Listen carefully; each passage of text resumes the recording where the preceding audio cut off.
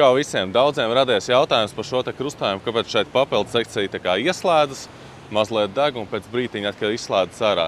Tātad izstāstīšu, kur šeit ir tā galvenā lieta, kāpēc šeit tā ir izveidots. Tātad skatieties, sākumā papildu sekcija ieslēgsies un tiks palaistas kādas 2 automašīnas. Pa to laiku gājējiem ir sarkana gaisma. Tātad, kur ieslēdz papildu sekciju, gājējiem pagaidām ir sarkana gaisma. Gājēji vēl neiet. Tagad papildu sekcijas sāks mirgot, viņi izslēdzas ārā. Un tagad par šo te pauzīti gājējiem ieslēgsies zaļā gaisma. Gājēji sāk iet. Un pēc brītiņa, kur tiek atkal palaistas automašīnas, kad atkal var automašīnas sākt kustību.